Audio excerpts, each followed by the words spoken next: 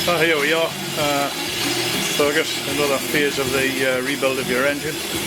This is a rebore in the lathe. People say you shouldn't do it in the lathe, but as far as I'm concerned, I've done quite a few vintage bike cylinders this way, and nobody's complained about the results. In fact, at least I know the way I do them, that the bore is sitting exactly square to the base of the cylinder, which is the most important thing. This is the last cut, I think. I made a no-go gauge, a go-no-go gauge, which is sitting up there on the top of the lathe, and the go goes in and the no-go doesn't at the moment, so we're just about there.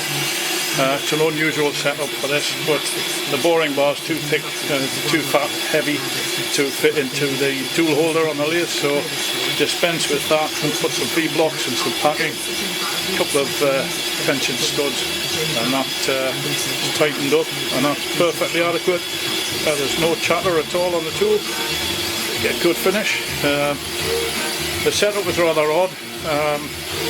There's no provision for gripping the base of the cylinder on this one, unless you ran bolts through from the head, so I made some little dogs which pull the base flange down onto an adapter plate, because the big piece of aluminium that's there was originally made for an Ariel 500 cylinder that I last bought out, and that would fit perfectly onto it.